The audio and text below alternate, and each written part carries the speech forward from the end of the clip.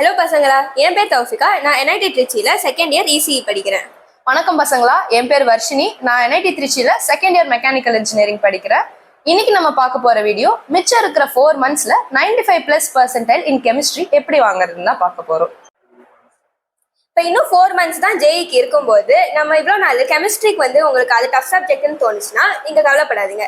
இப்போ நம்ம கொஞ்சம் டிஸ்கஸ் பண்ண போகிற ஒரு சில கான்செப்ட்ஸ் எல்லாம் பேஸ் பண்ணி நீங்கள் இப்போ 4 months படிச்சீங்கன்னா கெமிஸ்ட்ரி உங்களுக்கு ரொம்ப ஈஸியாக ஃபீல் பண்ணுவீங்க. ஸோ பேசிக்காக பார்த்தீங்கன்னா கெமிஸ்ட்ரி தான் இருக்கிறதுலே ஸ்கோரிங் சப்ஜெக்ட். நீங்கள் மேத்ஸ் ஃபிசிக்ஸ் எடுத்துக்கிட்டாலும் உங்களுக்கு எவ்வளோ நாலேஜ் இருந்தாலும் சம்ஸ் போடுறதுக்கு கொஞ்சம் டைம் எடுக்கும். ஆனால் கெமிஸ்ட்ரி அப்படி கிடையாது. நீங்கள் படிச்சுட்டு வந்திருந்தீங்கன்னா இன்ஆர்கானிக் கொஸ்டின்ஸாக 10 seconds தான். ஒரு கொஸ்டினை டக்குன்னு போட்டுட்டு நீங்கள் மூவ் பண்ணலாம். நீங்கள் இங்கே சேவ் பண்ணுற டைமை நீங்கள் திருப்பி போய் மேத்ஸ்லையும் ஃபிசிக்ஸ்லையும் போட்டு அங்கேயும் உங்களோட மார்க்ஸை இன்க்ரீஸ் பண்ணலாம். ஸோ அந்த மாதிரி ஸ்ட்ராட்டஜிஸ் தான் நம்ம இன்னைக்கு வீடியோவில் பார்க்க போகிறோம்.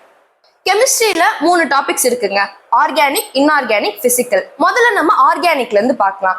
ஆர்கானிக்கோட ஃபவுண்டேஷனே ஜிஓசி தான். GOC general organic chemistry. So அதுல இருந்து உங்க ஷிஃப்ட்ல மினிமம் 1 or 2 questions நீங்க எக்ஸ்பெக்ட் பண்ணலாம். +8 marks கேரண்டீட். அதே மாதிரி தான் இங்க ஹைட்ரோ கார்பன்ஸும். ஸோ ஜிஓசிக்கு அடுத்தபடி ஹைட்ரோ கார்பன்ஸ் தான் இருக்கிறதுலே ஹை வெயிட்டேஜ் ஆர்கானிக்ல. ஸோ அதுல இருக்கிற ஒரு சில இம்பார்ட்டன்ட் ரியாக்ஷன்ஸ் அண்ட் கான்செப்ட்ஸ்லாம் நீங்க ஒழுங்கா படிச்சுட்டு வந்தீங்கன்னா அதுலயும் ஈஸியா நீங்க கொஸ்டின் சால்வ் பண்ணலாம்.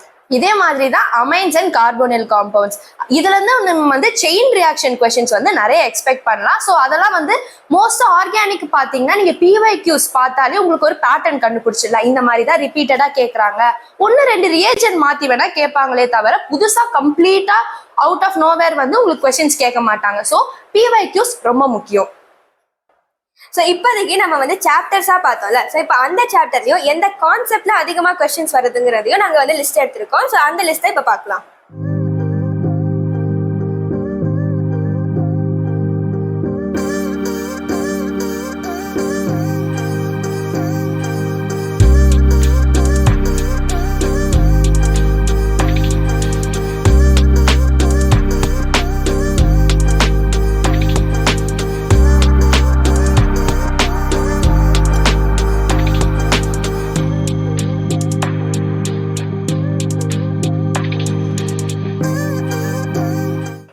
அடுத்து நம்ம பிசிக்கல் கெமிஸ்ட்ரியில இருக்க இம்பார்ட்டன்ட் டாபிக்ஸ் பார்க்க போறோம். ஃபர்ஸ்ட் அதுல அட்டாமிக் ஸ்ட்ரக்சர். அட்டாமிக் ஸ்ட்ரக்சர்னு எடுத்தீங்கன்னா அதுல போட்டோ எலக்ட்ரிக் எஃபெக்ட், அப்புறம் ஹைட்ரோஜன் ஸ்பெக்ட்ரம், அப்புறம் குவாண்டம் நம்பர்ஸ், அப்புறம் முக்கியமானது எனர்ஜி, வெலாசிட்டி, அந்த ரேடியஸ், அந்த ஃபார்முலாலாம் ரொம்ப முக்கியம். ஸோ அட்டாமிக் ஸ்ட்ரக்சர்ல இருந்து எப்படி கொஸ்டின்ஸ் கேட்பாங்கன்னா டைரக்டா கொஸ்டின் கொடுத்துருவாங்க, ஃபார்முலால சப்ஸ்டியூட் பண்ணி டைரக்ட் 1 ஸ்டெப்ல வர ஆன்சர் மாதிரி இருக்கும். ஸோ ஃபார்முலா நீங்க நல்லா மெமரைஸ் பண்ணிட்டீங்கனாலே அட்டாமிக் ஸ்ட்ரக்சர் ஈஸியா போட்டுடலாம். ரிப்பீட்டடா தான் கேட்பாங்க. ஆஸ் ஐ செட் பிஃபோர், நம்ம புதுசா எதுவும் எக்ஸ்பெக்ட் பண்ண தேவையில்லை அட்டாமிக் ஸ்ட்ரக்சர் பொறுத்த வரைக்கும். அடுத்து என்ன டாபிக்கா?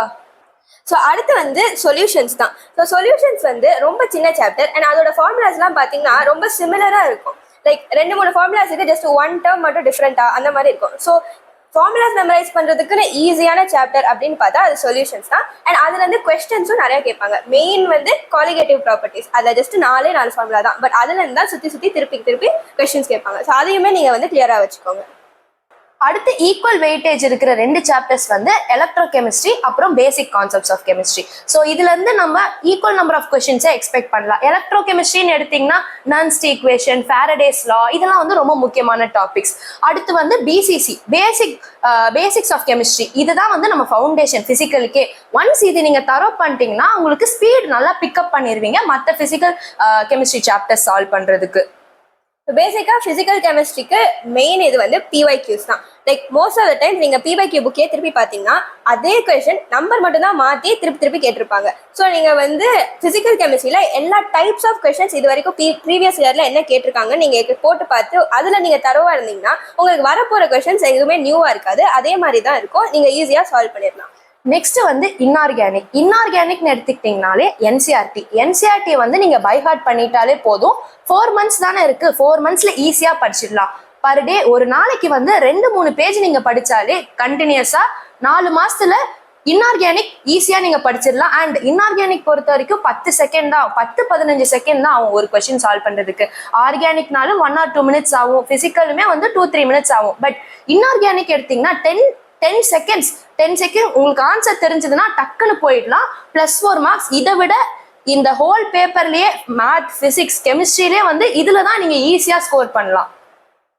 ஸோ இன்ஆர்கானிக்ல இம்பார்ட்டன்ட் சாப்டர்ஸ் அப்படின்னு பார்த்தா ஃபர்ஸ்ட் ப்ரெஃபரன்ஸ் வந்து எப்பயுமே coordination compounds and DNF blocks. இது ரெண்டுமே ஒரு மாதிரி இன்டர் ரிலேட்டட் சாப்டர்ஸ் தான். லைக் கான்செப்ட் வந்து ஒன்றுக்கு ஒன்று யூஸ் ஆகும். ஸோ நீங்கள் ரெண்டுத்தையுமே கிளியராக இருக்கணும். அண்ட் இந்த இதில் வந்து உங்களுக்கு விபிடி, சிஎஃப்டி, அந்த டி ஆர்பிட்டல் எப்படி ஸ்ப்ளிட் ஆகுது அந்த மாதிரி கொஸ்டின்ஸ் வந்து கோஆர்டினேஷனில் நிறையா வரும். அண்ட் எலக்ட்ரானிக் கான்ஃபிகரேஷன்ஸ் பற்றி அண்ட் ஜென்ரலாக வந்து டிஎன்எஃப் பிளாக்கோட ப்ராப்பர்ட்டிஸ் பற்றி இந்த சாப்டரில் வரும். பட் இது ரெண்டுமே நீங்கள் இன்டர்சேஞ்சபிளாக வந்து ஈச் சாப்டருக்கு யூஸ் பண்ணுற மாதிரி இருக்கும். ஸோ நீங்கள் ரெண்டுத்தையுமே தரோவாக இருந்துக்கோங்க.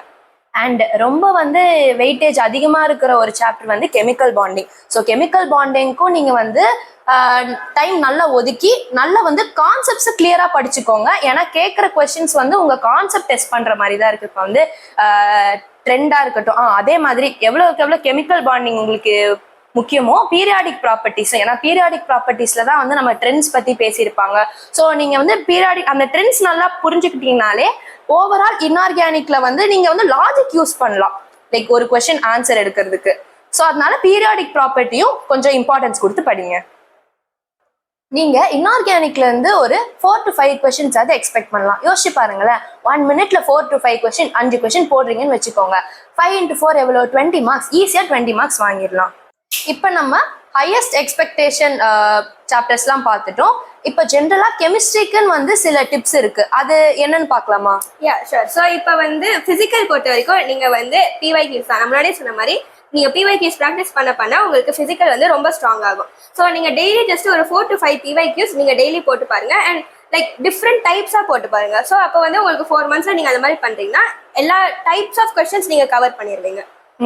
ஃபார்முலா ஷீட்டும் ரொம்ப முக்கியம். ஏன்னா இப்போ நீங்க வந்து பிசிக்கல் கெமிஸ்ட்ரின்னு எடுத்துக்கிட்டீங்கனாலே ஃபார்முலா பேஸ்டு தான். ஸோ ஃபார்முலாஸ் வந்து நீங்க ஒரு பேப்பர் எடுத்துக்கிட்டீங்கன்னா அந்த பேப்பருக்குள்ள வந்து ஃபார்முலா, அந்த சப்ஜெக்ட் சாப்டர்ல இருக்க எல்லா ஃபார்முலாவும் எழுதி ரிப்பீட்டடா ரிவைஸ் பண்ற அந்த ஒரு பழக்கம் வச்சுக்கணும். ஏன்னா ஒன்ஸ் கெமிஸ்ட்ரி டச் விட்டுட்டா அப்புறம் வந்து உங்களுக்கு புதுசா எடுக்கும் போது என்னடா இது படிச்சோமா அப்படின்ற ஒரு கேள்வி வரும்.